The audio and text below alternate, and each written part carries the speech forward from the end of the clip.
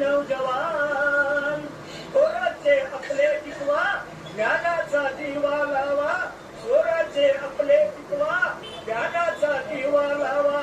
गवई गातो वीरगान, गवई गातो वीरगान, भारताचा आहे मी नौजवान.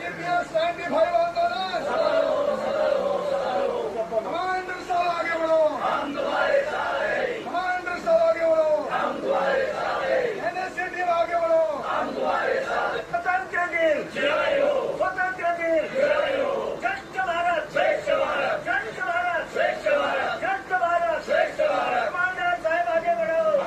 नमस्कार, मैं आर.एस. चौहान एक बार फिर से आपका स्वागत करता हूं, आपका अभिनंदन करता हूं अपने नए वीडियो में. आप देख रहे हैं मेरा यूट्यूब चैनल. दोस्तों, पिछले 12 वर्षों से लगातार सड़कों पर आंदोलन करने के बावजूद ईपीएस पेंशनर्स से जुड़े वृद्ध पेंशनरों को अभी तक उनकी मांगों पर सरकार ने कोई भी विचार तक नहीं किया है.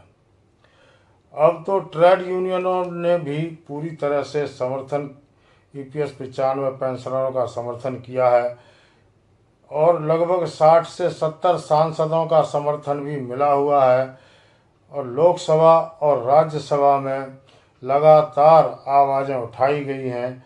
लेकिन इस सब के बावजूद इस बेशर्म सरकार को जरा सी भी दया नहीं आई है. हाल के दिनों में कई बड़े प्रदर्शन जंतर मंतर से लेकर जिला स्तर तक का बड़ा आंदोलन किया गया, लेकिन सरकार के कानों में जूं तक नहीं रेंगी है. सरकार को कोई फर्क पड़ता हुआ नज़र नहीं आया है. लगातार लोकसभा तथा राज्यसभा में प्रश्न पूछे गए, लेकिन उनके गोलमोल जवाब देकर पल्ला झाड़ लिया गया. लेकिन कोई भी ठोस फैसला लेना सरकार ने कोई उचित नहीं समझा है. इन सब को देखते हुए एवं सरकार का हठी रवैया देखते हुए पेंशनरों ने अब बड़ा आंदोलन करने का मन बना लिया है.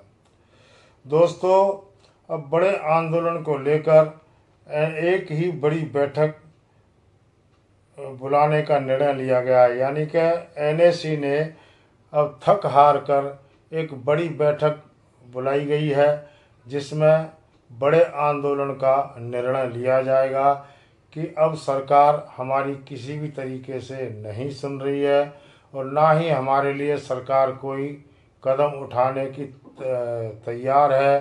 तो अब हमें ऐसा कोई आंदोलन करना पड़ेगा जिससे सरकार पर दबाव बनाया जा सके. तो दोस्तों, इसी बड़े आंदोलन को लेकर एक बड़ी बैठक करने का निर्णय लिया गया है और यह बैठक निर्णायक बैठक होगी. आगे क्या करना है इसी बैठक में तय किया जाएगा. दोस्तों, 19 अगस्त 2026 को शाम 5 बजे राष्ट्रीय संघर्ष समिति ने थक हार कर एक बार फिर से बड़े आंदोलन के बारे में विचार विमर्श करने के लिए सभी कार्यकर्ताओं और सभी पदाधिकारियों की एक बड़ी बैठक बुलाने का निश्चय किया है. यानी 19 अगस्त 2026 को शाम को 5 बजे. इस बैठक में राष्ट्रीय पदाधिकारियों के साथ साथ राज्य के अध्यक्ष, जिला अध्यक्षों को भी शामिल होने को कहा गया है.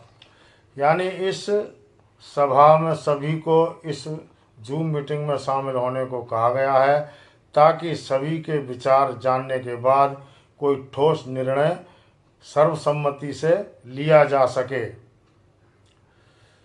और कौन सा आंदोलन करना है इसके बारे में भी फैसला लिया जा सके. ऐसा आंदोलन करना चाहिए जिससे सरकार पर ज़्यादा से ज़्यादा दबाव बनाया जा सके.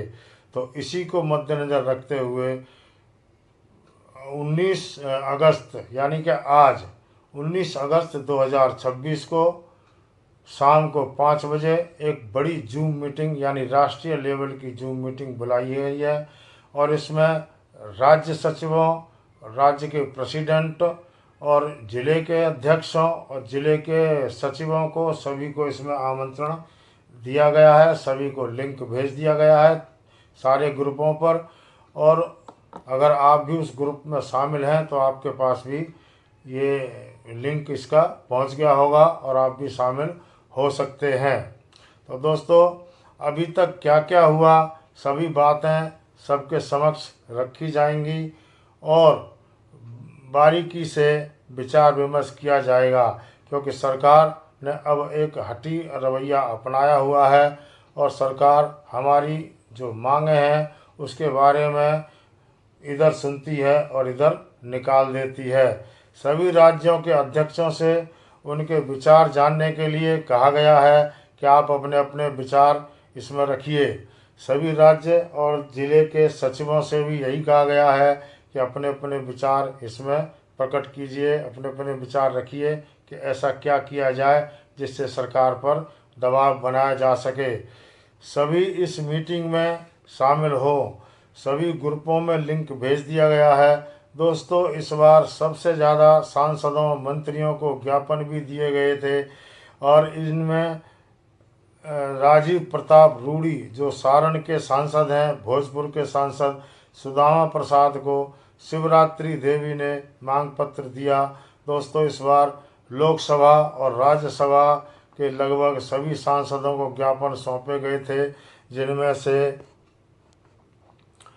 कुछ सांसदों ने सरकार से पेंशनरों के बारे में प्रश्न भी पूछे थे लिखित में और मौखिक रूप में भी आवाज़ उठाई थी, जानना चाहा था पेंशन के बारे में।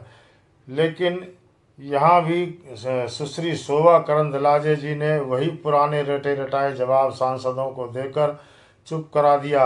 अब 19 तारीख की जूम मीटिंग में क्या निर्णय होता है इसके बारे में अगले वीडियो में आपको पूरी जानकारी देने का पूरी कोशिश करूँगा। कोई और जानकारी मिलेगी आपको वो भी अवश्य देने का प्रयास करूँगा।